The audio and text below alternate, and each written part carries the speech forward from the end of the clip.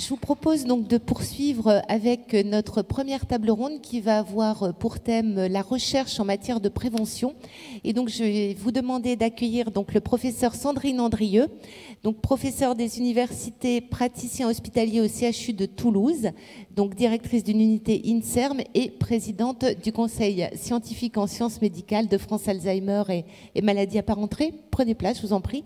Nous aurons également à distance, je pense qu'elle est avec nous, le professeur Hélène Amieva, professeur donc des universités en psychogérontologie à Bordeaux, docteur en neurosciences et en neuropharmacologie. Vous êtes directrice de l'équipe CEPIA également. Bonjour professeur. Et le professeur Joël Ancry, professeur émérite et référent scientifique de la feuille de route maladies neurodégénératives. Et donc je vous invite également à venir nous rejoindre puisque Hélène Amieva sera à distance.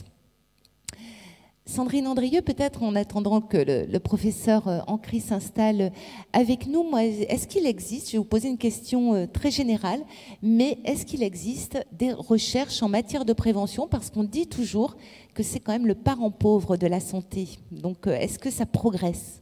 Alors oui, il existe des recherches. Alors j'avais préparé quelques diapositives peut-être. Voilà, je vais vous passer le petit boîtier. Le masque. Oui. Voilà. On enlève le masque, on respecte les distances a priori. Voilà. Il y a beaucoup de recherches. Alors quand on parle de prévention de la maladie d'Alzheimer, en général, les gens demandent est-ce que c'est de la prévention primaire, est-ce que c'est de la vraie prévention primaire, est-ce que c'est de la prévention secondaire?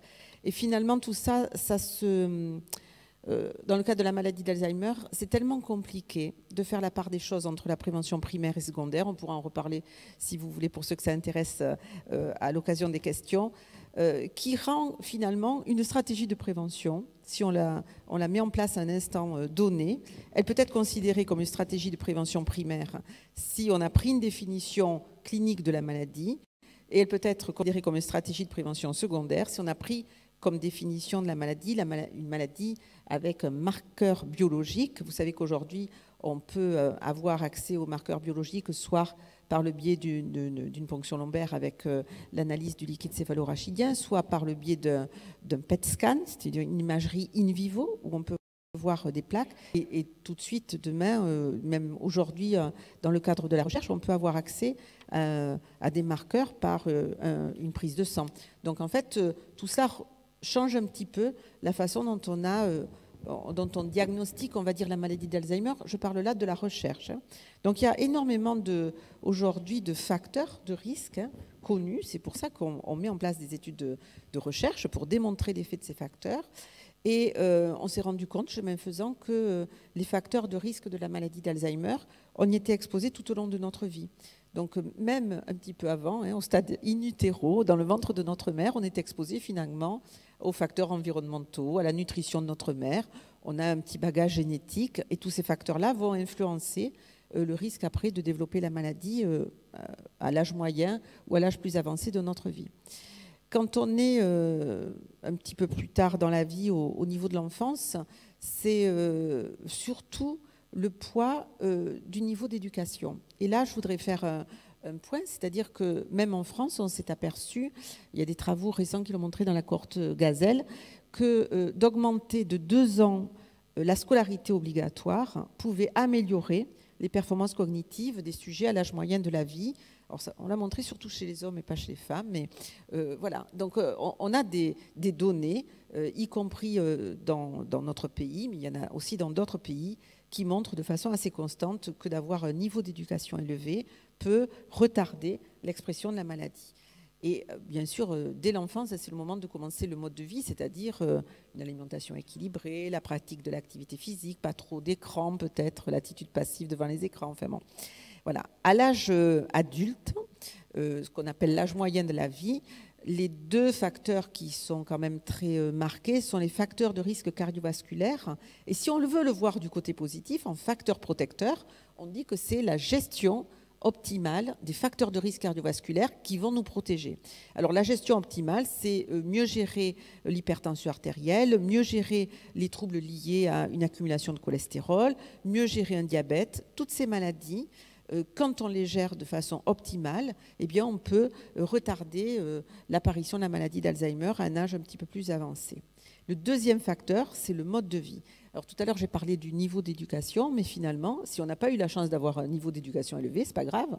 Il suffit d'avoir après un parcours professionnel qui nous stimule. Et la stimulation, la planification des tâches, tout ça peut se faire dans des lieux professionnels extrêmement divers. Hein. Ce n'est pas la peine d'avoir un milieu professionnel très particulier, mais si on a une activité stimulante tout au long de notre vie, ça compense largement un bas niveau d'éducation. Et là, il y a des travaux qui ont été faits aux États-Unis qui montrent que quand on a un bas niveau d'éducation au départ, avec des performances cognitives qui ne sont pas très élevées, si au cours de notre vie, on a une activité professionnelle très stimulante et très riche, eh bien, les sujets qui ont pu bénéficier de cette activité professionnelle riche, ils ont largement compensé le bas niveau d'éducation de départ par rapport à d'autres sujets. Donc, c'était fait aux États-Unis, mais peut-être qu'on pourrait aussi répliquer ce style de données chez nous. Donc, c'est aussi un facteur, je dirais, plutôt positif. Hein. Tout n'est pas gravé dans le marbre avec le niveau d'éducation. On a toute la vie après pour modifier les choses. Dès ce stade-là, hein, de l'âge adulte, on a aussi le mode de vie lié à l'activité physique. Donc là, il y a beaucoup de travaux épidémiologiques qui montrent que plus on est exposé, plus on va pratiquer de façon régulière une activité physique. Pas la peine non plus d'aller faire des sports intenses et du saut à l'élastique. C'est juste la marche, pratiquer très régulièrement, c'est-à-dire 30 minutes par jour, 3 à 5 fois par semaine idéalement. Et ça, c'est une activité dont on a pu montrer dans quelques études épidémiologiques, sauf une dont on pourra reparler, un potentiel lien protecteur vis-à-vis de la maladie. Ensuite, il y a la nutrition. Alors, dans les études, la nutrition, c'est toujours mesuré de façon un peu différente. On peut soit regarder si on prend quelques aliments, quelques nutriments particuliers. Est-ce qu'on prend de la vitamine B, C, D? Est-ce qu'on prend des acides gras de type oméga 3? C'est peut-être le nutriment qui a été le plus étudié comme étant le plus lié à finalement moins de risque de développer la maladie. Et puis, il y a d'autres façons de mesurer l'alimentation, notamment d'étudier les profils d'alimentation des sujets. Et le profil alimentaire qui a été le plus étudié, c'est le profil méditerranéen. Finalement, c'est d'avoir une alimentation riche en fruits et légumes frais, en poissons et en acides gras pas saturés, c'est-à-dire l'huile d'olive, etc. Tout ce qui est finalement la nourriture du pourtour méditerranéen, quel que soit le pays, semble favorable pour retarder l'apparition de la maladie d'Alzheimer. Le tabac, il n'y a pas de sujet, il faut l'arrêter. Et l'alcool, les travaux montrent que finalement, par rapport aux sujets qui sont abstinents, d'avoir une consommation modérée d'alcool peut être bénéfique. Par contre, d'avoir une consommation excessive d'alcool ne l'est pas. Et quand on avance... Il faudra nous préciser. Hein, oui, la dose. Voilà, la dose. Quand on pourra en parler si vous voulez pour les questions. Et quand on arrive à l'âge plus avancé de la vie, le mot d'ordre, c'est ne pas s'arrêter. En fait, en matière de prévention, ce qu'il y a de bien, c'est que c'est jamais trop tôt pour la commencer et c'est jamais trop tard pour la commencer. Et là, il y a des travaux qui montrent aussi qu'après 70 ans, 75 ans, 80 ans, quand on demande aux personnes de modifier un peu leur style de vie, eh bien, on a des résultats positifs sur les performances cognitives. Alors, cette diapo, elle n'est pas très, très visible, mais en fait, l'OMS fait des recommandations en matière de mode de vie vis-à-vis de la maladie d'Alzheimer et du déclin des fonctions cognitives. Et là, les recommandations fortes sont surtout liées à l'hypertension, au diabète et à l'activité physique. Ensuite, ils recommandent d'arrêter le tabac, bien évidemment, quelle que soit la nature de notre activité. Et en matière de nutrition, ils font la promotion d'une alimentation très équilibrée et ils ne recommandent pas la prise de suppléments si on n'est pas carencé. Et véritablement, les études semblent le montrer, c'est-à-dire que la supplémentation en vitamines ou en acides gras semble bénéfique quand on est carencé au départ, plus que quand on n'est pas carencé. Alors ça, c'est un des derniers papiers, enfin il date de 2020, mais qui a beaucoup fait parler de lui et qui a dit, voilà, maintenant on connaît les 12 facteurs de risque de la maladie d'Alzheimer et si on agit sur ces 12 facteurs, ce sont ceux dont je viens de vous parler, auxquels il faut rajouter l'exposition à des traumatismes crâniens qui seraient délétères, la dépression qui serait délétère, et j'ai oublié le troisième, alors vraiment, il va falloir que je commence à faire quelque chose. Le troisième, c'est Ah oui, les troubles de l'audition. Il faut compenser les troubles de l'audition. Et ces 3 facteurs-là semblent s'ajouter à l'arsenal des facteurs dont je viens de vous parler. Et ce papier mentionne le fait qu'on pourrait donc éviter 40% des cas de la maladie d'Alzheimer. Alors tout ça, c'est assez théorique, hein, parce que pour éviter ces cas, eh bien, il faudrait que les sujets, en ayant connaissance de ces facteurs, arrêtent d'être exposés à ces facteurs délétères. Mais si je vous pose la question aussi de savoir aujourd'hui si quelqu'un parmi vous fume, si quelqu'un parmi vous a une consommation excessive d'alcool, ça peut arriver, même si on sait par ailleurs, même si on ne le savait pas pour la maladie d'Alzheimer, on le savait pour plein d'autres maladies. Donc il ne suffit pas de connaître les facteurs pour savoir qu'on peut éviter le nombre de cas. Il faut adhérer après aux campagnes de prévention et arrêter l'exposition à ces facteurs. Et là, il faut trouver la motivation qui va bien, hein, pour les gens à qui on va demander d'arrêter l'exposition. En fait, tout ça, c'est très complexe, hein. Moi-même, je demande à être convaincue pour certains de ces facteurs. Je n'ai pas envie de tout arrêter. Donc voilà. Alors, tout ça, c'est de l'épidémiologie, c'est-à-dire qu'on regarde l'association entre l'exposition à un facteur et la survenue de la maladie. Mais le plus haut niveau de preuve qu'on ait pour la recherche chez l'homme, c'est ce qu'on appelle les essais cliniques. C'est-à-dire que là, on va demander à des sujets de modifier leur style de vie et de rentrer dans un essai pour démontrer l'efficacité d'une stratégie de prévention. Et alors là, on est un petit peu déçus, parce que quand on fait... Alors, cette diapo n'est pas lisible, hein, ni de là où vous êtes, ni de là où je suis. C'est pour vous montrer l'accumulation qu'il y a eu d'essais de prévention depuis 1998, d'essais de prévention bien menés, avec une méthodologie rigoureuse. La plupart de ces essais menés pour démontrer l'efficacité préventive d'une maladie d'Alzheimer ont été pour la plupart négatifs. Ils ont testé l'efficacité de médicaments, ils ont testé l'efficacité d'une activité nutritionnelle, enfin de recommandations nutritionnelles, ils ont testé l'efficacité de l'activité physique. La plupart sont négatifs. Très peu sont positifs, sont les essais les plus récents qui ont porté sur finalement des échantillons plus réduits de sujets, des durées de suivi courtes. Et cela, ils nous donnent moins d'arguments que les premiers. C'est ceux-là qui sont positifs. Alors, ça nous pose question. Ça nous pose question, et la question principale, c'est peut-être qu'il ne faut pas agir sur un seul facteur, puisque cette maladie est plurifactorielle. Il faut agir sur plusieurs facteurs en même temps pour être efficace. Et là, on a 2 essais assez comparables, et pour cause, hein. Je vous dirai après pourquoi, mais l'essai MAPT, qui a eu lieu en France, certains d'entre vous peut-être ont été impliqués dans cet essai, où on a demandé au sujet d'avoir une stimulation cognitive particulière avec des sessions d'activité de stimulation cognitive, des conseils en matière de nutrition, des conseils en matière d'activité physique et la prise d'oméga 3. Et à peu près de façon concomitante, il y avait un autre essai qui se déroulait en Finlande, qui est l'essai Finger, qui demandait à peu près la même chose, à ceci près qu'elle ne donnait pas de supplémentation en acides gras de type oméga 3, mais elle avait un suivi très très régulier, tous les 3 mois, des sujets pour mieux gérer les facteurs de risque cardiovasculaire avec une infirmière. Donc c'était très lourd.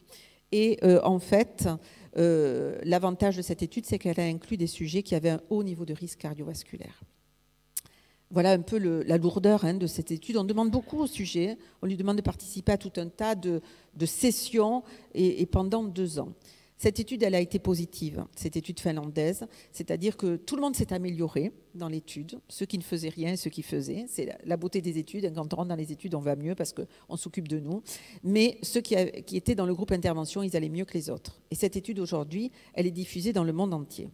En France, on n'a pas obtenu ce résultat positif dans toute la population. Par contre, dans certains sous-groupes, et en particulier le sous-groupe qui avait le même niveau de risque cardiovasculaire que dans l'étude Finger, on retrouve que l'essai est positif. Alors, il faut vraiment faire attention aux analyses en sous-groupe sur le plan méthodologique, mais quand même, on a un faisceau d'arguments qui montre que quand on s'adresse à la bonne population et en agissant sur plusieurs facteurs à la fois, on peut espérer voir un essai un jour positif. Alors, on apprend en faisant, on a beaucoup avancé dans la connaissance dans les essais de prévention, on a changé nos critères de jugement, on s'est adressé à plusieurs facteurs à la fois et maintenant on cible mieux la population à risque pour vraiment identifier la population qui peut bénéficier de ces interventions. Alors on a quand même des espoirs pour les années à venir, même si ces essais n'ont pas été positifs.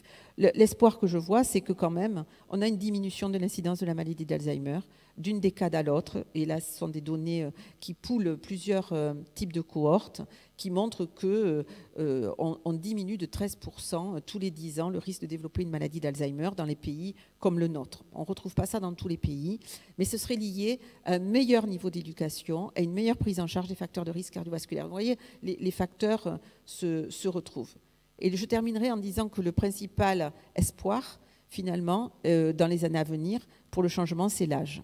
Parce que jusqu'à présent, l'âge, on n'en parle pas, parce qu'on fait l'hypothèse que l'âge, on ne peut pas le changer. Alors, je ne vais pas vous mentir, on ne va pas changer votre âge chronologique, on ne va pas changer le temps qui vous sépare de votre naissance.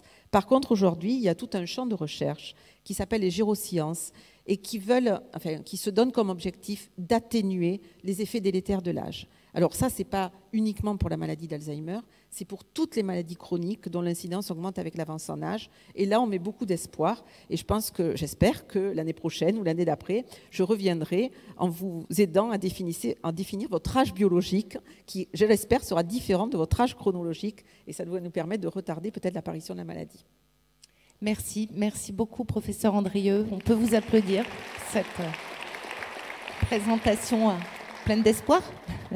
Je vous propose donc maintenant d'accueillir donc le professeur Hélène Amieva, et donc vous allez nous parler d'un autre type de prévention lorsque la maladie a été diagnostiquée, lorsqu'elle est installée, mais il est là aussi possible d'agir sur certains facteurs comme l'habitat, l'environnement. Et je vous laisse nous parler de la recherche que vous menez donc sur le village Alzheimer. Vous nous entendez, professeur? Je vous passe la parole. Je vous entends bien. Bonjour à toutes et à tous. Toutes mes excuses pour ne pas pouvoir être parmi vous aujourd'hui. Les problèmes d'agenda et d'incompatibilité d'agenda font que je suis restée à Bordeaux. Mais je vous écoute avec attention et voilà, merci de me permettre malgré tout d'être parmi vous. Alors, c'est vrai qu'il y a une autre manière d'entendre la prévention qui est le maître mot de cette table ronde. On a beaucoup parlé jusqu'à présent, Sandrine Andrieux a beaucoup parlé de prévention primaire, secondaire, mais il y a une autre prévention qui est très importante, c'est la prévention tertiaire. Lorsque la maladie est là, qu'est-ce qui peut contribuer à ralentir la vitesse de dégradation? Qu'est-ce qui peut contribuer à diminuer le risque de complications? Ou dit autrement, plus simplement, qu'est-ce qui peut faire en sorte que les choses se passent le mieux possible? Vous disiez tout à l'heure que la prévention, c'était le parent pauvre de la recherche. Alors, si la prévention, c'est le parent pauvre de la recherche, la prévention tertiaire, c'est le parent pauvre du parent pauvre de la recherche. Parce que, et je le regrette bien, je crois que c'est dans ce domaine de la prévention que la recherche est la moins présente. Et c'est vraiment dommage parce que même si les stratégies de prévention primaire dont il était question jusqu'à présent sont évidemment très, très importantes à étudier, même si bien sûr des efforts...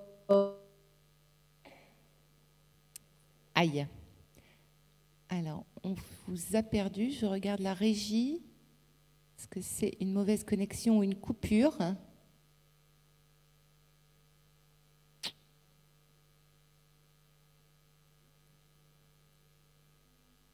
Si. Je peux juste avoir l'information si on retrouve très vite le professeur Amieva ou...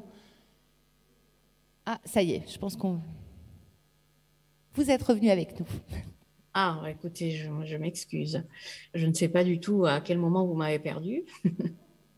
En tout cas, je disais que si la prévention, c'était le parent pauvre de la recherche, la recherche sur la prévention primaire, alors ce serait le parent pauvre du parent pauvre de la recherche, parce que vraiment, et on ne peut que le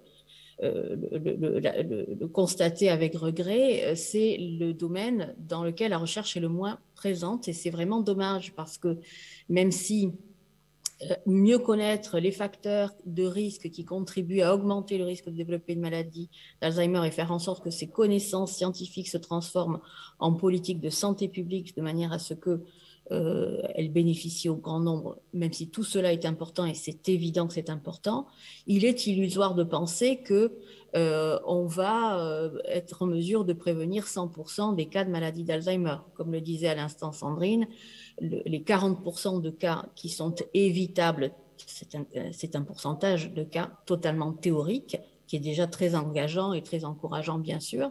Ça veut dire qu'il y a des facteurs sur lesquels on peut agir. Pour autant, voilà, on peut absolument pas imaginer que dans les prochaines années, ou alors dans un futur plus lointain peut-être, mais dans les prochaines années, on sera en mesure de prévenir 20% des cas de maladie d'Alzheimer. Par conséquent, quand la maladie est là, se poser la question de savoir comment faire pour ralentir la vitesse de dégradation, éviter les complications sur le plan de la santé physique, fonctionnelle, cognitive, mentale, sociale. Ce sont des questions éminemment importantes. Alors, je dirais qu'il y a 3 niveaux d'accompagnement et des pistes qui constituent déjà des leviers d'action d'ailleurs importants, mais qui méritent d'être approfondis et qui méritent justement d'être investis par la recherche. Le premier niveau, c'est peut-être le plus évident, celui qui vous parlera à tous et à toutes parce qu'il est indispensable, c'est l'accompagnement humain. On a aujourd'hui de plus en plus d'éléments pour étayer ce qu'on appelle l'approche centrée sur la personne dans ce type de maladie.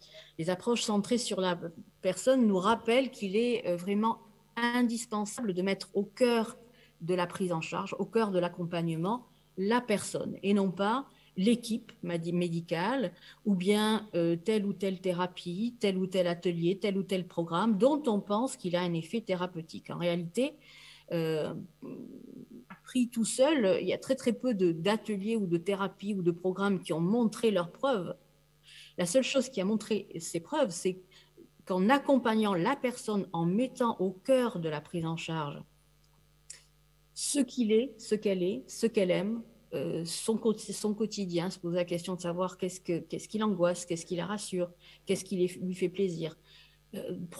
Définir, concevoir des programmes d'accompagnement en partant de la personne, de ses besoins, de ses envies, ça a fait ses preuves en matière de recherche.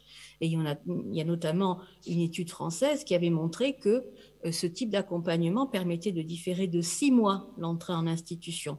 Donc, très important de dire l'accompagnement humain est important à la condition qu'il parte bien de la personne. Hein. Tous les malades et toutes les familles sont des entités bien différentes. Et bien sûr, les professionnels, et c'est rassurant, peuvent avoir recours à différents outils d'accompagnement, et tant mieux s'il en existe beaucoup. En revanche, n'oublions pas que ce qui est au cœur, ce n'est pas l'outil, ce n'est pas la thérapeutique, l'atelier thérapeutique ou le programme lambda, c'est la personne qui doit définir, qui doit contribuer à définir avec les proches, avec les professionnels, ce qui sera le cœur du programme d'accompagnement et de prise en charge. Deuxième piste, à mon avis intéressante, deuxième levier d'accompagnement important, c'est le numérique et les nouvelles technologies. Alors, pour être très très honnête, moi je faisais partie de ceux, il n'y a encore pas si longtemps, qui considéraient que dans ce domaine, il y avait beaucoup de recherche gadgets.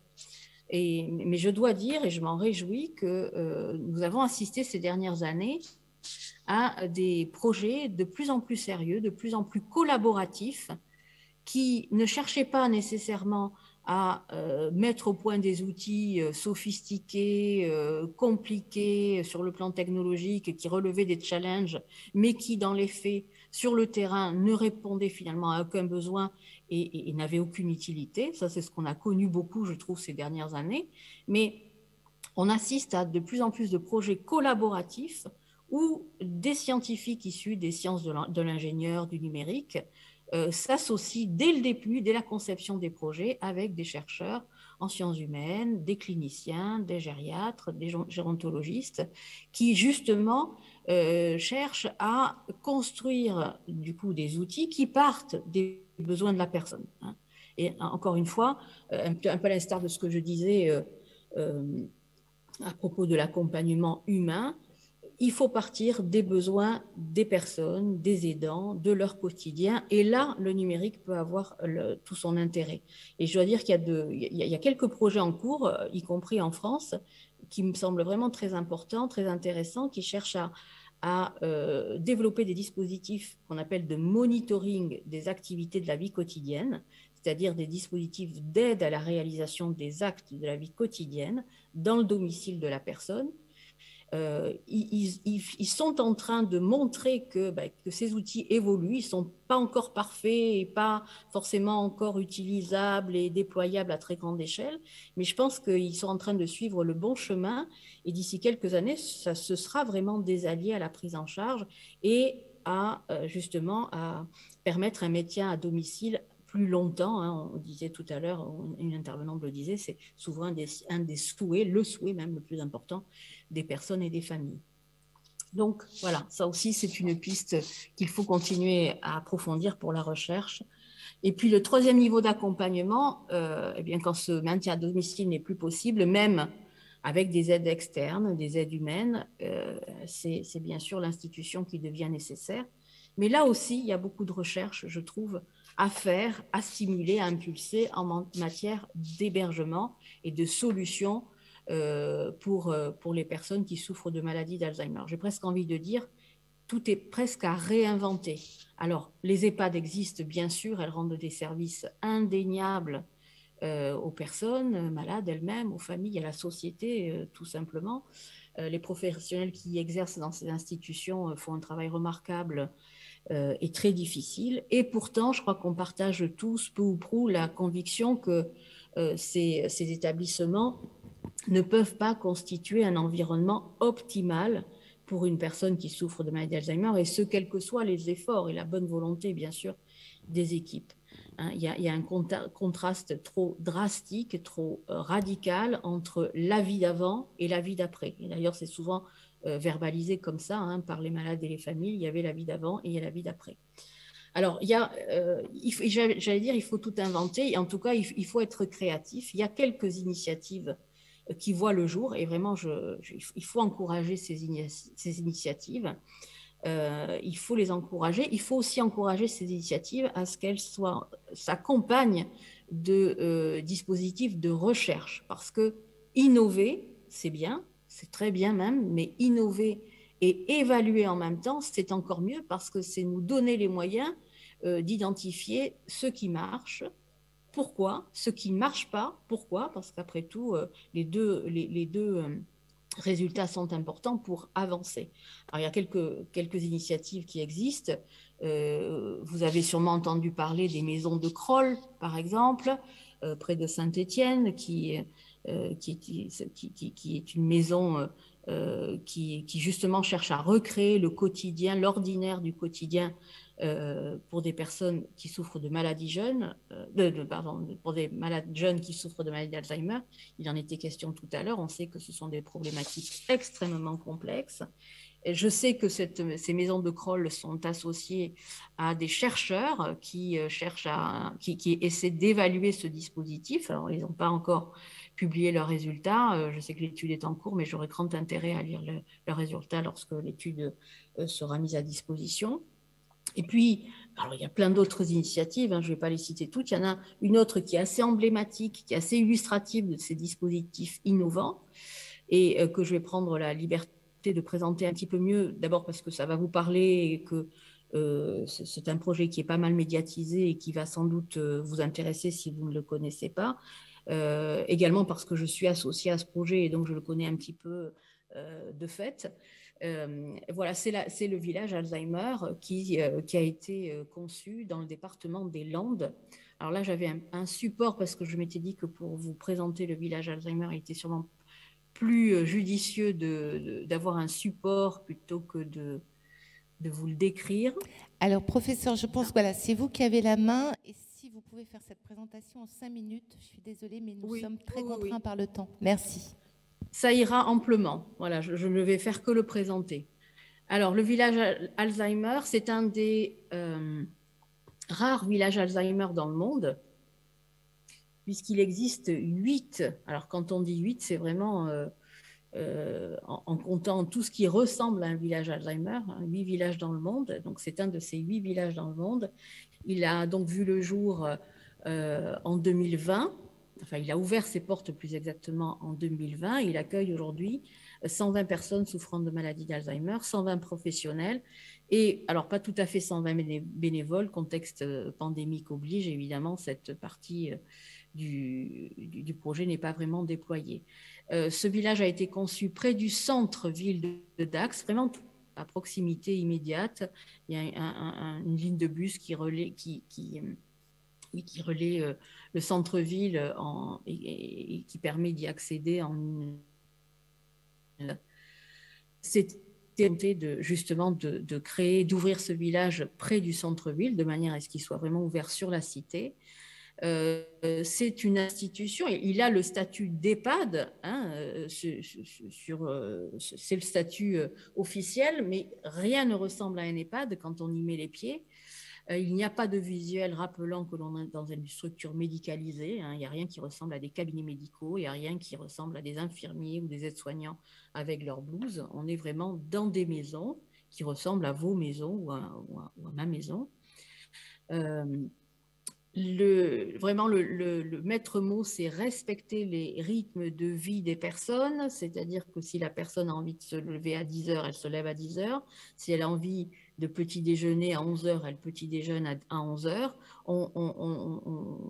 Les professionnels vivent au rythme des personnes. Si une personne n'a pas envie de s'habiller un jour, eh bien, elle ne va pas s'habiller. Le village a été bâti sur le plan architectural comme un village traditionnel landais, c'est-à-dire qu'il y a une bastide avec les belles arcades landaises typiques. Et cette bastide, cette place centrale, elle est très très importante parce que c'est le cœur du village. C'est là où tout le monde se croise, professionnels, famille, public extérieur, lorsque le village sera ouvert au public extérieur, ce qui n'est pas encore tout à fait le cas, de nouveau je le précise, à cause de la pandémie, mais ce sera le cas lorsque cette histoire sera derrière nous. Le village est conçu sous la forme de quartiers. Il y a 4 quartiers, chacun composé de 4 maisons, avec chaque quartier qui porte une appellation d'une région landaise. Et puis, il a été surtout, et ça c'est peut-être le plus important, conçu de manière à ressembler à un environnement de vie ordinaire, le plus normal possible. Il faut faire en sorte que la vie soit la plus normale possible. Hein, elle ne ressemblera jamais exactement à la vie d'avant, mais quand même, il faut retrouver un semblant de vie ordinaire. Et c'est vraiment, là aussi, la philosophie qu'essaient de partager tous les professionnels et toutes les personnes qui participent à donner de la vie à ce village.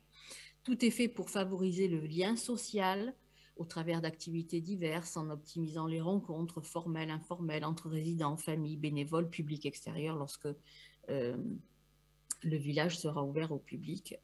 Encore une fois, et autour de cette bastide vraiment très important, des lieux publics, la brasserie, le salon de coiffure, la médiathèque, la petite épicerie, où voilà, on peut prendre n'importe quel prétexte pour aller acheter une boîte de biscottes et puis en chemin rencontrer 2, 3, 4 personnes que l'on va saluer, avec qui on va échanger quelques mots. C'est ça, en tout cas, l'idée principale. Et pourquoi je suis associée à ce projet? Moi, bien sûr, je ne suis pas du tout à l'origine de ce village, hein, on est bien d'accord, mais je trouve qu'un grand mérite de ce projet, outre les aspects innovants sur le plan social que je viens d'évoquer, c'est qu'il a été d'emblée conçu comme un modèle expérimental, et il a souhaité, en tout cas les concepteurs et le département des Landes en particulier, a souhaité que ce village fasse l'objet d'une recherche scientifique, objective, d'envergure, pour pouvoir identifier clairement la value de ce type de dispositif, qui bien sûr représente un coût par rapport à un EHPAD classique, mais s'il s'accompagne d'améliorations significatives pour les villageois, pour les professionnels, pour les aidants, pour le grand public aussi, qui peut-être va porter un regard un peu différent sur ces établissements. Vous savez que les représentations sont très, très négatives, hein, les représentations associées aux EHPAD. Est-ce que le coût médico-économique sera en faveur de ce type de projet? Est-ce que, certes, il est plus coûteux d'un côté, mais permet de faire des économies parce que, par exemple, il permettrait d'éviter certaines hospitalisations? Voilà, ça, ce sont des questions aujourd'hui qu'on pose. Je n'ai absolument pas la réponse à ces questions. C'est la recherche qui nous le dira. On a démarré cette recherche, hein, ça fait déjà 1 an que nous sommes sur place. en train de rencontrer tous les acteurs, absolument tous les acteurs du village, villageois, bénévoles, familles, professionnels. On a fait une enquête grand public aussi. On a des économistes de la santé qui nous aident sur les aspects médico-économiques. Voilà toutes les questions qu'on se pose aujourd'hui. Est-ce que ce type de dispositif, justement, c'est une manière de concevoir la prévention tertiaire? Est-ce que, en agissant sur les environnements, d'une manière macro, on peut faire en sorte que les trajectoires d'évolution, une fois qu'on présente la maladie, une fois qu'on commence à présenter un niveau de dépendance qui ne nous permet plus de rester à domicile, est-ce que ces dispositifs permettent d'influer, de jouer favorablement sur les trajectoires d'évolution des malades? C'est vraiment toutes les questions qu'on se pose et voilà, et rendez-vous dans quelques temps, j'espère dans pas très très longtemps, pour peut-être pas répondre à toutes ces questions, mais en tout cas apporter des éléments de discussion intéressants. Voilà, je vais m'arrêter là. Merci. Merci beaucoup, professeur Amiévin. On vous applaudit. Et bien sûr, vous restez avec nous pour les questions du public. Professeur Ancry, je me tourne vers vous. Donc peut-être avant d'évoquer la feuille de route, j'ai envie de vous demander quels sont les messages forts qu'on peut retenir de ces deux présentations très, très riches. Qu'est-ce que vous en avez retenu?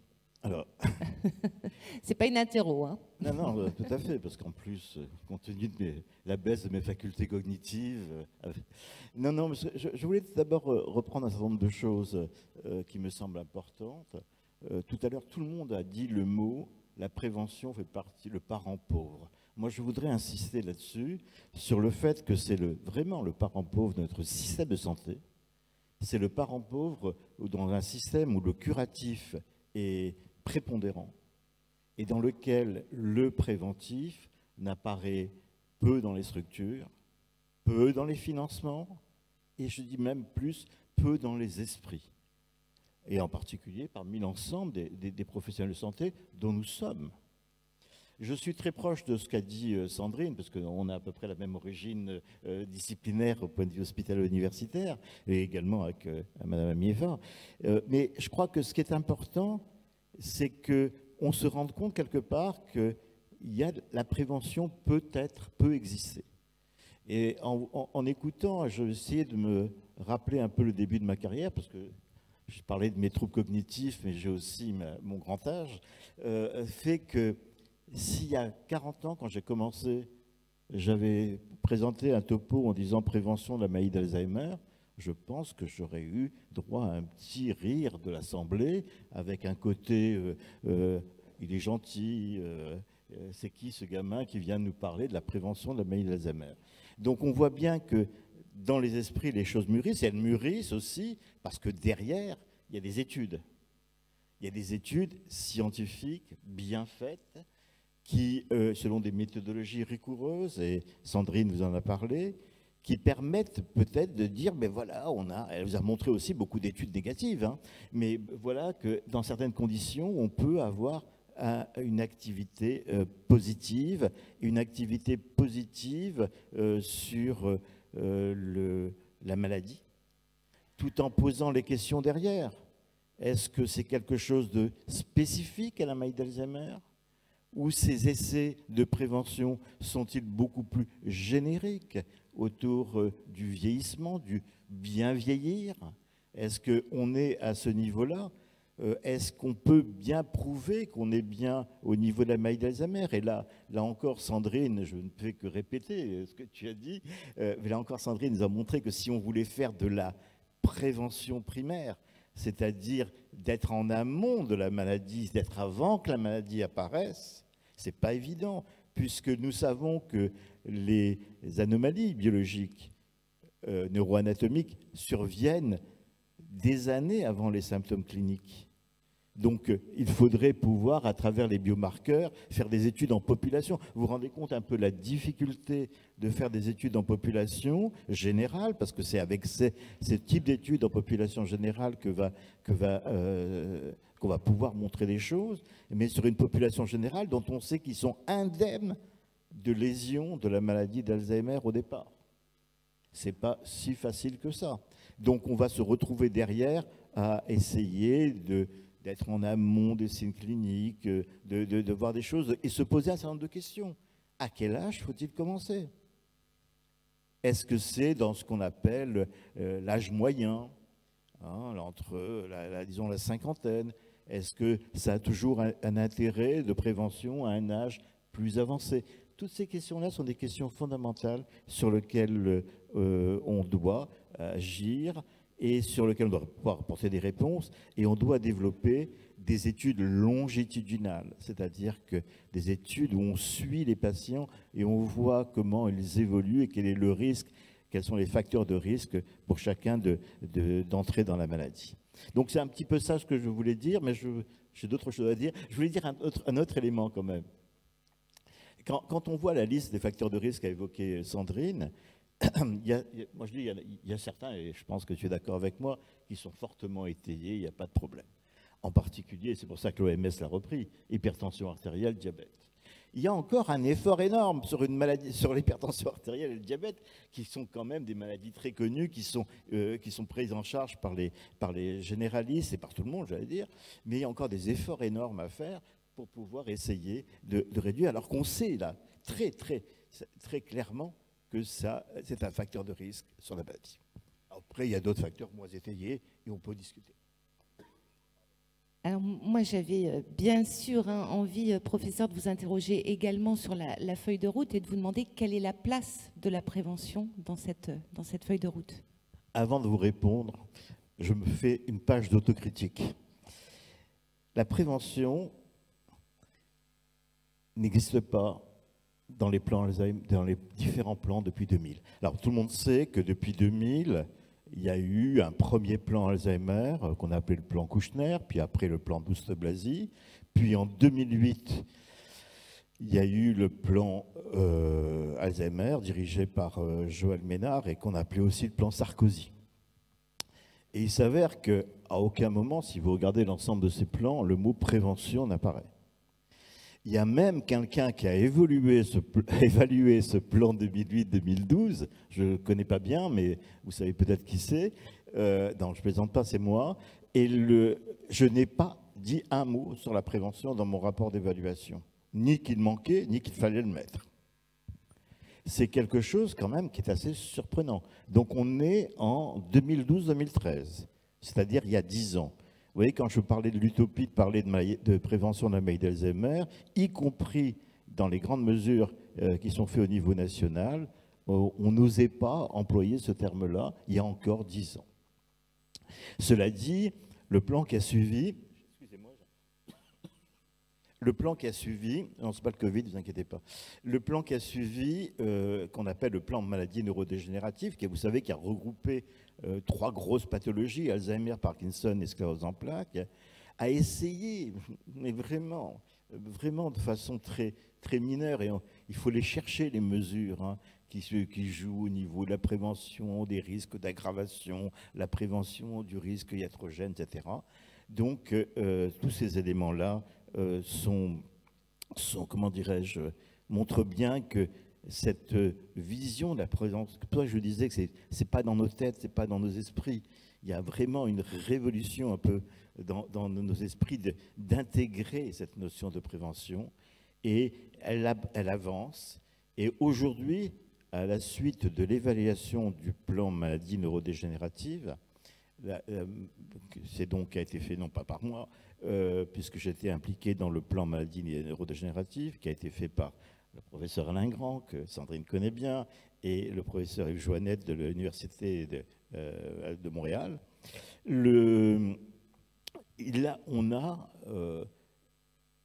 Comment dirais-je, il a été décidé de poursuivre ces plans, non plus sous la forme d'un plan, mais une feuille de route. Cette feuille de route a été lancée à la fin de l'année dernière, et c'est une construction qui s'est faite entre l'administration centrale et un collectif d'associations, dont bien entendu France Alzheimer. Et puis j'étais chargé d'être un peu le référent scientifique, et dans ce cadre-là, la prévention est apparue clairement. Elle est apparue clairement comme des axes. Et vous savez qu'à la suite de du comité de suivi de cette feuille de route, le 1er juin de cette année 2021, le ministre, alors je n'ai pas précisé que la feuille de route est à la fois sous la responsabilité, Madame Bourguignon l'a dit, du ministre de l'Autonomie et également du ministre des Solidarités et de la Santé.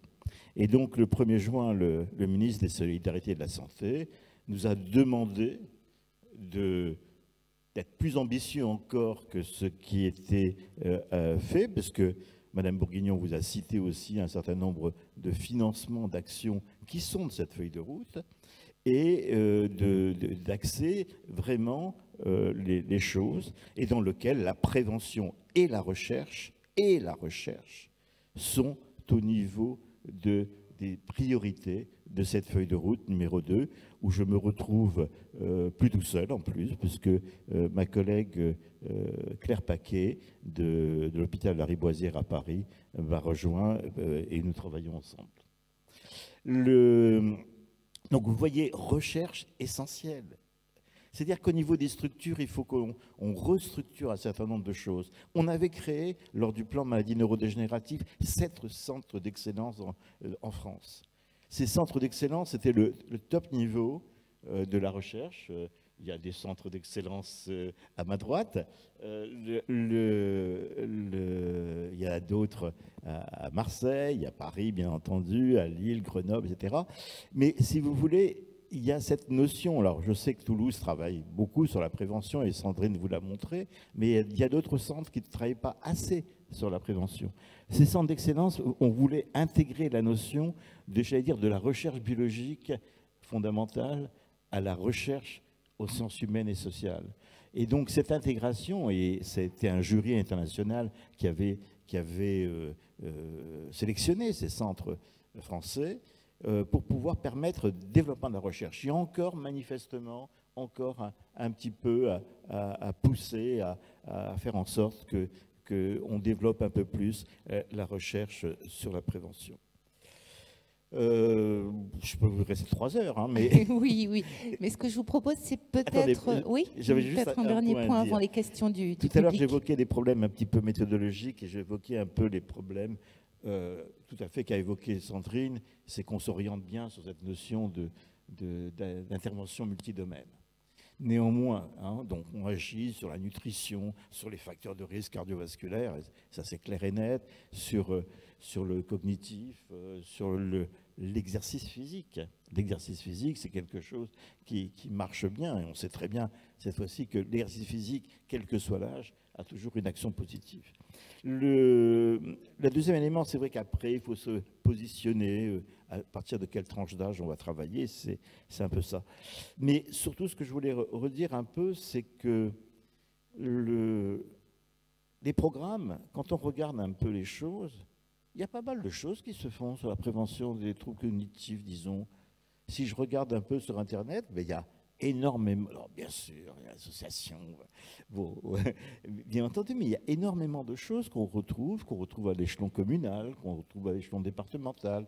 Il y a un certain nombre, il y a beaucoup d'acteurs dans lesquels le médecin généraliste est peu ou pas impliqué, mais aussi les actions de prévention que peuvent mener nos consultations mémoire, nos centres mémoire de recherche et de ressources. Ce sont également des lieux importants pour lesquels on peut agir. Donc, je pense aussi qu'il faut renforcer, c'est quelque chose qu'on a dit depuis 2012, il faut renforcer la part du médecin généraliste dans l'organisation de ce que l'on veut faire autour de la maladie d'Alzheimer. C'est un point important. Il y a des choses qui se font maintenant, qui se développent avec les CPTS au niveau des territoires. Là encore, c'est très important. Il y a des infirmières de pratique avancée. Ce sont aussi des acteurs importants sur lesquels il faut s'appuyer. Bien entendu, il y a des actions locales, municipales et autres. Voilà un petit peu ce que je voulais dire un peu alors qu'ils m'ont tous coupé l'herbe sur le pied parce que j'avais plein de choses. Merci beaucoup, professeur. On vous applaudit également. Et on va bien sûr prendre vos questions. Il y a eu beaucoup d'informations. C'était une table ronde très riche. Je vois une main se lever là-bas, s'il vous plaît.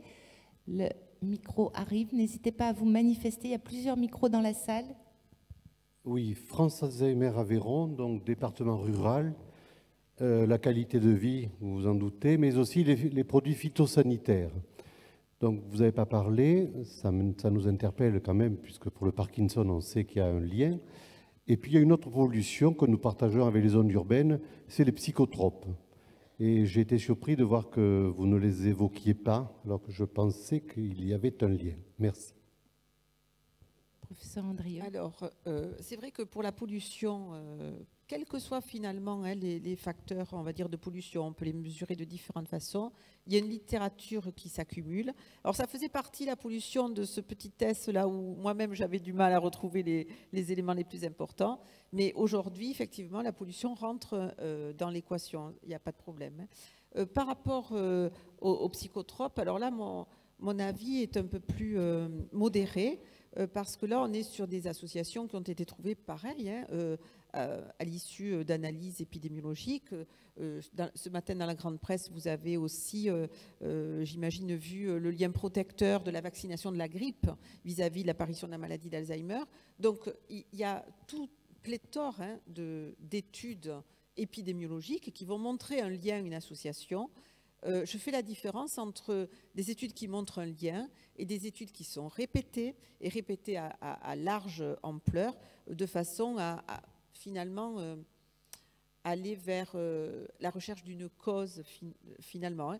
Et pour moi, la prise de psychotropes est certainement associée à d'autres paramètres, l'état de santé de la personne, et qui doit être aussi mesuré avec la même rigueur que la mesure de la prise de psychotropes pour pouvoir démontrer une relation comme ça de cause à effet. Mais je suis d'accord avec vous, il y a une littérature aussi sur ces éléments-là. Merci. Professeur Ancry, vous Pas souhaitez... mieux, non pas mieux. Très bien. Professeur Amieva, non plus? Vous avez... Non, pas de complément. Est-ce qu'il y a une autre question sur tous ces aspects de... Donc, oui, là-bas. Kevin, merci beaucoup. Le micro arrive, monsieur. Et ensuite, on aura madame. Très bien. Oui, bonjour. Je suis donc de France Alzheimer 89 de Lyon. Et donc, au niveau de la prévention, dans Lyon, on fait beaucoup parce que le département nous propose, avec la conférence des financeurs, des activités d'art-thérapie, de sophrologie. Et à France Alzheimer, donc, on a suivi les appels. Donc, on s'est lancé dans des appels à projets. On appelle ça des appels à manifestation d'intérêt. Et donc, ça nous permet d'employer en auto-entrepreneurs des art-thérapeutes, des sophrologues, et puis aussi donc la médiation animale. En même temps, j'avais une question, notamment l'importance de la dimension spirituelle dans la prévention. Parce que, bon, il y a le corps qui est une chose, mais il y a aussi tout ce qui est spirituel, c'est-à-dire, notamment en premier, je pense, tout ce qui est artistique, tout ce qui est vie intérieure, et que par l'art, on peut développer toute une vie intérieure qui amène un bien-être. Et je pense que tout ça, ça fait partie de la prévention. Voilà, je vous demande exactement comment vous recevez mes propos. Merci. Voilà. Merci. Peut-être professeur Amieva sur ces 3 points, hein, art-thérapie, médiation animale, spiritualité, qu'on peut peut-être relier à médiation, enfin, à méditation, pardon. Oui, là, merci pour la question.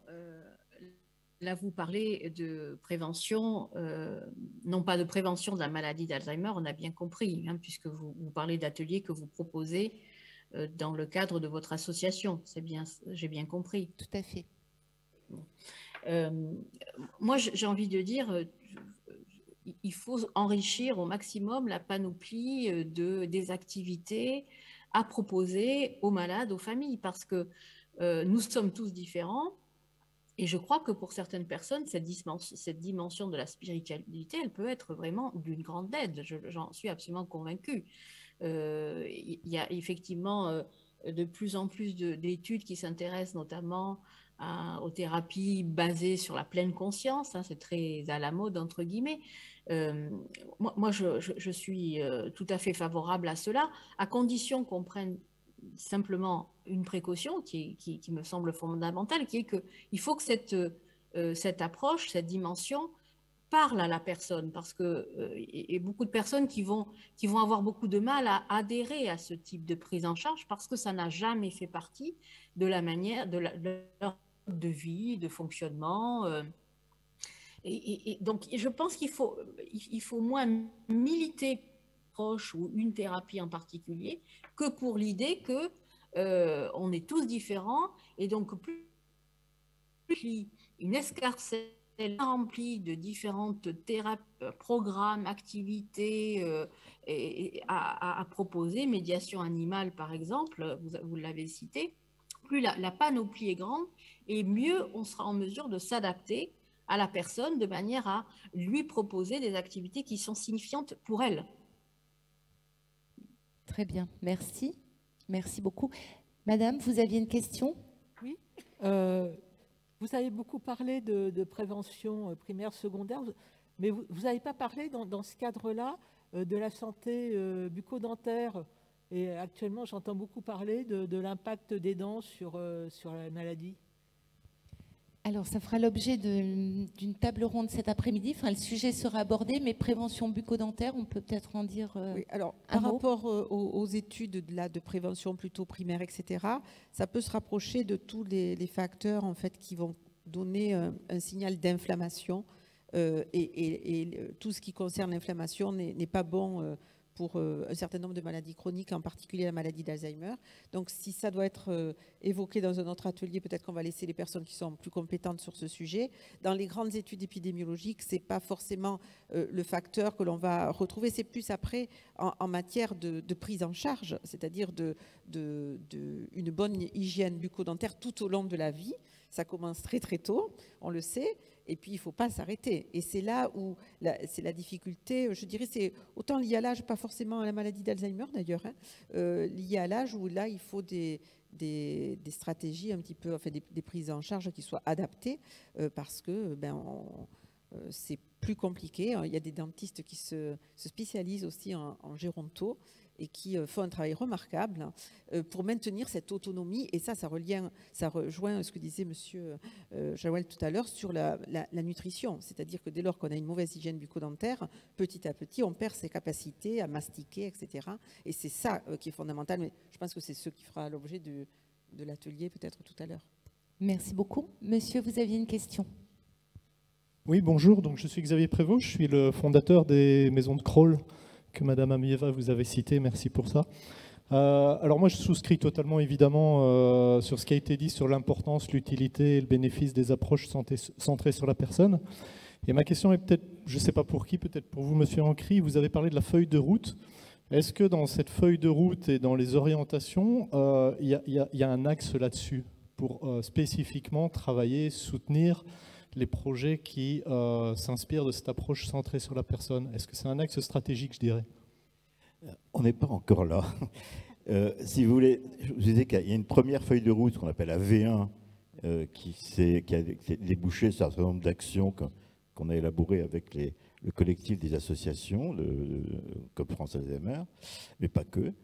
Et puis, il y a une deuxième feuille de route qui est en train de se mettre en place, à tel point que notre premier séminaire de travail aura lieu vendredi. Ce qui est important dans cette feuille de route, c'est que les deux axes, recherche et prévention, sont nettement individualisés et ne saupoudrent pas d'autres axes, si vous voulez. Après, on va continuer à travailler dans ces deux axes, ce qu'on va y mettre, quelles sont les mesures, avec derrière, je l'espère, et là je me tourne vers le président Jaouen, mais je veux dire qu'on a toujours un gros souci général sur le financement des actions potentielles. Et j'espère que le gouvernement mettra le financement qu'il faut, mais on est encore un petit peu trop tôt. Hein. Et j'espère pouvoir au début de l'année prochaine, parce que la V2, elle doit démarrer février, mars, plus tard 2022. Et normalement, contrairement à ce qu'a mis Mme Bourguignon, ça devrait aller jusqu'en 2024. Donc, on a quelque chose sur lequel nous travaillons, quelle que soit je veux dire, l'environnement politique de 2024, hein, mais c'est un engagement pris par le ministère, des deux ministères. Donc, peut-être qu'au début de l'année prochaine, je serai capable de vous répondre et de vous dire, mais j'entends ce que vous proposez. Merci beaucoup. Madame, vous avez une question. Donc, Anne Merel, psychologue pour France Alzheimer 90. Ma question, c'est concrètement, qu'est-ce qu'on peut faire avec... Enfin, moi, personnellement, sur la prévention, je n'ai pas forcément beaucoup d'informations. Je ne suis pas forcément formée à tout ça. Comment est-ce qu'on retourne ces informations-là auprès des familles, auprès des malades? Est-ce qu'il y a des formations pour nous? Est-ce qu'il y a des actions spécifiques? Alors, c'est peut-être pas forcément vous individuellement qui allez pouvoir me répondre, mais voilà, concrètement, on fait quoi avec tout ça? Ou comme les troubles de l'audition, finalement, voilà, est-ce que si c'est un élément quand même important dans la prévention, voilà, moi, j'ai pas d'informations personnellement à ce sujet-là. Alors, sur les troubles de l'audition, il y a des travaux en cours. Il y a un projet européen notamment qui a lieu quelque part vers Bordeaux pour évaluer l'impact de ces troubles-là sur la survenue de troubles cognitifs et sur la qualité de vie des personnes. Donc, je crois que avant, alors, enfin, honnêtement, en matière de prévention, entre l'information et la recommandation, comme on disait tout à l'heure, l'OMS, par exemple, fait facilement des recommandations quand ça a déjà démontré son efficacité avec des études de large ampleur sur d'autres maladies. Et du coup, ils sont assez à l'aise pour dire, de toute façon, faites de l'activité physique, gérez mieux votre diabète et votre hypertension artérielle. De toute façon, entre guillemets, si ça ne fait pas bouger beaucoup le risque de maladie d'Alzheimer, ça va faire bouger dans le bon sens, hein, le risque d'autres maladies chroniques. Si on se recentre quand même sur la maladie d'Alzheimer, parce que c'est quand même ça notre centre d'intérêt, et je crois qu'il faut le faire, et il faut aussi accepter de mettre en place des études pour pouvoir vous orienter. Après, je vous donnerai un élément de détail très particulier, mais il faut mettre en place des études comme ils l'ont fait dans le domaine du cancer et dans le domaine des maladies cardiovasculaires. Un essai de prévention, là je vous ai parlé des essais de prévention les plus gros que l'on puisse avoir en Europe, MAPT, FINGER, c'est moins de 3000 personnes. Les essais en matière de prévention cardiovasculaire, c'est 10 000, 20 000 personnes. Et les maladies cardiovasculaires ne sont pas bien plus fréquentes quand on s'intéresse à une maladie particulière que la maladie d'Alzheimer. Donc il n'y a pas de raison qu'on ait besoin de moins de sujets pour étudier le risque de survenue de la maladie d'Alzheimer. Donc pour répondre précisément à votre question, c'est-à-dire en gros qu'est-ce que je dis, et notamment par exemple dans l'étude MAPT où on propose une stimulation cognitive, il y a des analyses secondaires maintenant qu'on est en train de faire, qu'on a publié, pour voir quel est le bon niveau, quelle est la bonne intensité, et ça devrait déboucher sur d'autres études, parce que là on a fait comme tout le monde, des interventions où on va faire un peu d'activité physique, un peu de nutrition, mais finalement, quel est le bon niveau d'intervention? Quelle est la bonne intensité? Est-ce que quand je vous disais 30 minutes, 3 fois par... Parce que l'OMS dit ça, mais finalement, on n'a pas démontré que pour la maladie d'Alzheimer, est-ce qu'il vaudrait mieux faire 30 minutes tous les jours plutôt que 15 minutes 3 fois par jour? Enfin, il y a des choses comme ça sur l'intensité. On se base sur ce qui est acceptable par les personnes, ce qui nous paraît raisonnable en termes de recommandations, mais vous proposez, enfin, on peut donner des informations, comme je l'ai fait, et de façon détaillée, France Alzheimer pourrait complètement diffuser un certain nombre d'éléments d'information pour les différentes associations, mais aujourd'hui, on n'a pas non plus la connaissance assez fine pour dire, eh bien voilà, la checklist, il faut prendre tant de milligrammes d'oméga 3, faire tant de minutes d'activité physique et faire tant de minutes de stimulation cognitive. Et il y a l'autre élément, je rejoins sur ce que disait tout à l'heure Hélène Amieva, c'est que c'est aussi, ça devrait déboucher maintenant sur des essais un peu plus personnalisés, et c'est-à-dire tenir compte aussi de ce que la personne est en capacité d'accepter. C'est-à-dire que pour certains, le levier, ce sera plutôt de faire de l'activité physique pour faire une chose qu'on a encore envie de faire. Pendant longtemps, c'est un peu le programme ICOP aussi de l'OMS, hein, c'est-à-dire c'est finalement accepter de faire un certain nombre de choses aujourd'hui pour mieux continuer à faire ce qu'on a envie de faire dans les années à venir. Et ça, c'est quand même très personnel, hein. Il y a des personnes pour qui ce qui est important, c'est de continuer à amener les petits-enfants à l'école. Pour d'autres, ce qui va être important, c'est continuer à aller manger au bord de la mer, etc. Chacun a des objectifs dans la vie qui sont différents. Et je pense qu'on peut se servir de ces leviers-là aussi pour faire accepter aux gens de modifier leur style de vie. Parce qu'aujourd'hui, accepter de modifier son style de vie pour faire des actions qui, forcément, ce n'est pas vraiment notre tasse de thé, et si c'est pour modifier de quelques points sur une échelle de fonction cognitive, ce n'est pas ça le message, hein. Le message, c'est vraiment de continuer à avoir une autonomie dans les années à venir pour continuer à faire ce qu'on a envie de faire.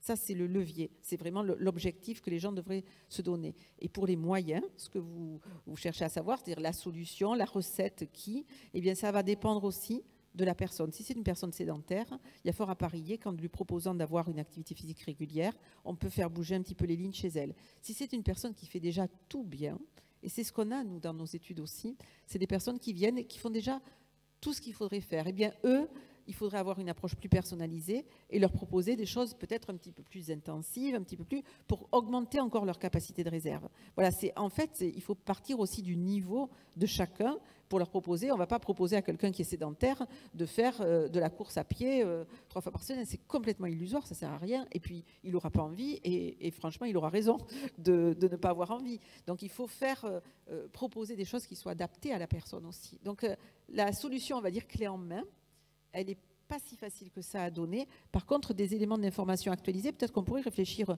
au niveau de France Alzheimer, c'est pas très compliqué, mais à vous proposer des éléments actualisés de façon périodique sur la prévention, avec vraiment une approche un peu critique de la littérature sur, voilà, on a trouvé ce facteur-là, mais est-ce que c'est vraiment un beau facteur? Il pourrait y avoir un petit groupe de travail dans le conseil scientifique qui travaille là-dessus, et sans doute que les gens seraient partants pour vous aider à ce niveau-là.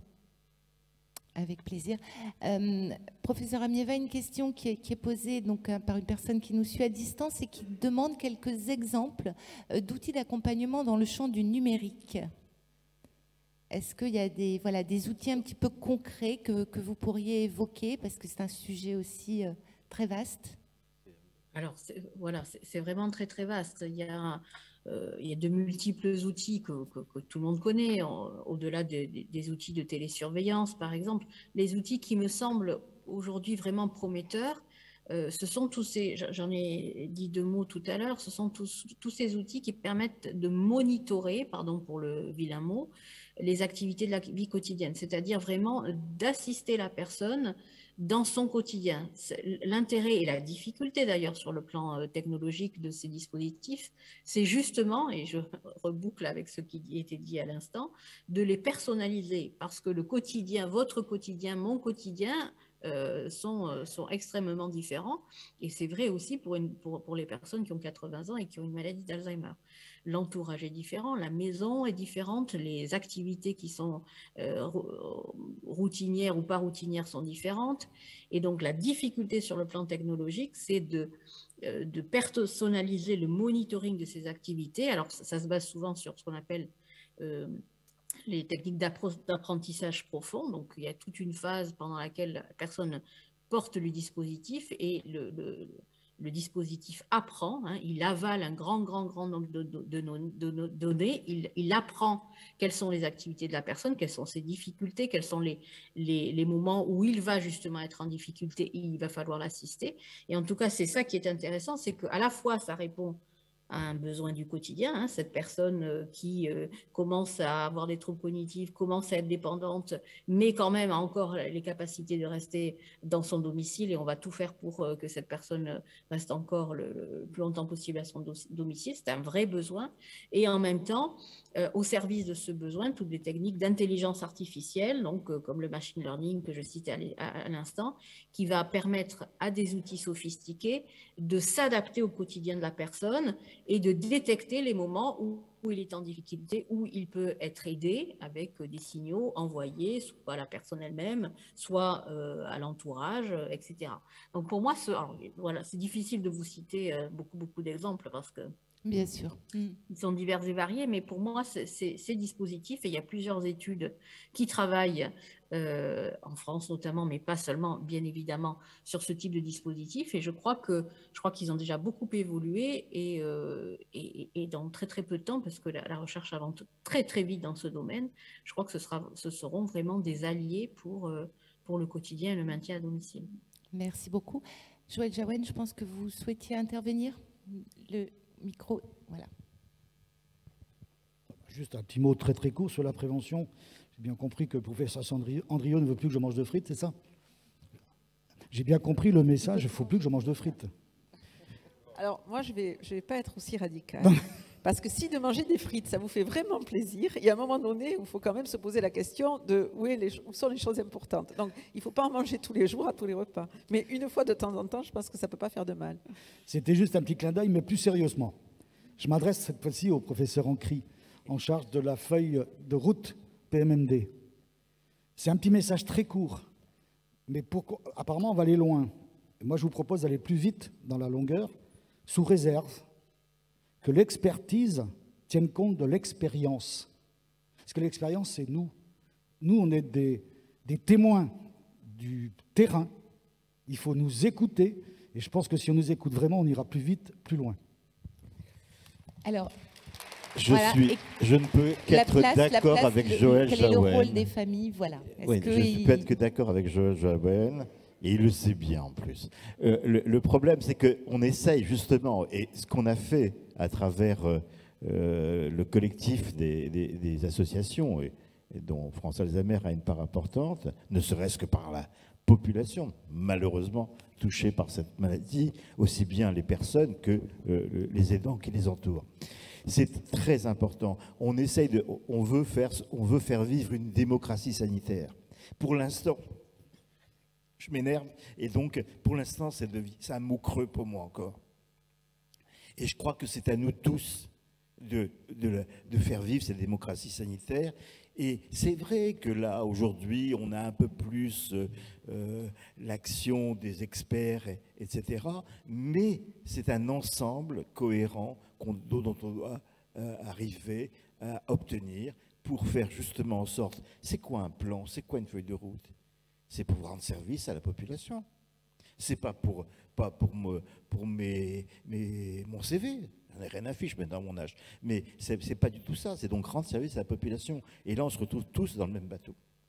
Donc, j'espère qu'on y arrivera.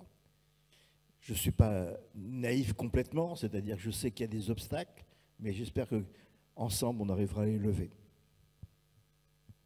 Alors, je vais éviter de vous agacer un petit peu plus, mais vous dites que la démocratie sanitaire, c'est un mot creux, et on a vu quand même, pendant toute cette période de crise sanitaire, ça a été extrêmement compliqué de faire entendre la voix des usagers, la voix des patients. Comment est-ce qu'on peut faire, voilà, comment on peut être mieux écouté, comment on peut être mieux entendu? Je vais me faire sonner les cloches parce que j'ai dit que c'est un concept creux. On l'a noté. Non, je crois que c'est quelque chose, c'est un peu comme la liberté, c'est quelque chose auquel il faut tendre. Il faut tendre. Et on est tous d'accord. Hein, il faut tendre vers cette démocratie sanitaire, et c'est-à-dire la place des usagers, la place des associations, la place des familles, etc., font partie, quel que soit le sujet, hein, ce n'est pas spécifique à l'Alzheimer, c'est pour l'ensemble des choses. Dans mes fonctions à la NSM, j'essaye aussi de voir la place des usagers dans l'évaluation des médicaments. Ce sont des choses qui sont essentielles. C'est une conception, mais il faut qu'on est en train de construire, et pas tout seul en France, hein. Il y a d'autres pays qui vont dans ce sens-là. Je veux dire que le problème, c'est que si dès le départ, on se tire dans les pattes, bon, ça avancera pas. Mais je pense qu'il y a un rôle très très important. Si on prend un petit peu, alors ça ne s'appelait pas la démocratie sanitaire, mais c'est la loi du 4 mars 2002. Des patients, la loi Kouchner. Oui, la loi Kouchner. Ben, ça fait quand même 20 ans. 20 ans. Mais comme je disais tout à l'heure, comme le mot prévention dans les esprits des professionnels de santé, il ressort pas tout de suite. Dans les esprits des décideurs, il ressort pas tout de suite. Dans l'esprit du financeur, je rappelle toujours, je n'ai pas vu les derniers chiffres, mais la prévention représente 2% toujours des dépenses de santé. Je ne sais pas si on a toujours à peu près les mêmes chiffres. C'est que dalle. Je ne sais pas, mais en tout cas, l'effort, l'argent qui est mis dans la recherche en matière de prévention, c'est pauvre, pauvre, pauvre, comme dirait Hélène. Hein, voilà. On n'arrête pas de dire, on a tous employé le mot de parents pauvres. Mais pour revenir à la démocratie en santé, je veux dire que il faut qu'on avance vers ça. C'est un but. Et pour atteindre ce but, bah, il faut que ça avance pas à pas. Et comme tout changement un petit peu d'organisation, de conception, ça met du temps, il faut lever les obstacles et ça ne se résout pas d'un seul coup. Alors j'aimerais bien, Joël Jaouen, j'aimerais bien qu'on aille plus vite. Alors moi je vieillis, hein, j'aimerais voir arriver les choses, mais je pense que il faut aussi asseoir les choses. C'est-à-dire que une volonté trop rapide, trop peu avancer, mais pas tenir sur la distance. Et ça, il faut que... Moi, je voudrais qu'on tienne sur la distance et qu'on apporte des changements radicaux à la prise en charge des populations qui nous intéressent, de la santé de la population française de façon générale, et ici, aux problèmes de santé, aux problèmes de la maladie d'Alzheimer ou des autres maladies neurodégénératives. Donc vous voyez, c'est quelque chose qui nécessite beaucoup de travail. Ben, on va essayer. Merci, professeur. On va prendre une dernière question. On arrive déjà au terme de nos échanges. Oui, Alain Claes, 86. Moi, je suis tout à fait d'accord avec vous. En France, il faut se doter d'une véritable démocratie sanitaire. La loi Kouchner a 20 ans, vous avez raison. Mais ce qui manque en France pour une démocratie sanitaire, c'est véritablement reconnaître l'utilité d'une politique de santé publique. La santé publique est le parent pauvre. Et par rapport à la pathologie qui nous permet de nous réunir aujourd'hui, c'est là où on voit les limites. Car une politique de santé publique, ce ne sont pas uniquement des critères médicaux, mais plus largement. Et je crois que ce que nous venons de vivre à travers la Covid, ce qui s'est passé dans les EHPAD, montre cette urgence. Et donc, je voulais vous le dire qu'il faut se battre. Et à l'INSERM, il faut se battre pour que, sur ces sujets de prévention, des unités de recherche se développent et des crédits sur la prévention puissent se dégager. Mais c'est vrai qu'on n'a toujours pas tiré les enseignements de la loi Kouchner de 2002. Merci pour ce commentaire. Merci monsieur. Et ce n'est pas nous, en tant que professeurs de santé publique, qui seront contre vos propos. Mais je crois que là encore, si je peux faire un appel, j'ai l'impression de faire de la politique, si je peux faire un appel, c'est qu'il faut vraiment qu'on pousse tous dans le même sens. Et c'est très important. La pandémie, pour moi, a montré que notre santé publique, elle n'était pas brillante, hein, et que pourtant, il y a de quoi faire. J'espère qu'on y arrivera. Eh bien, écoutez, ce sera le mot de la fin de cette matinée. Merci beaucoup. Merci, professeur Amieva. Merci, professeur Andrieux. Merci, professeur Ancry.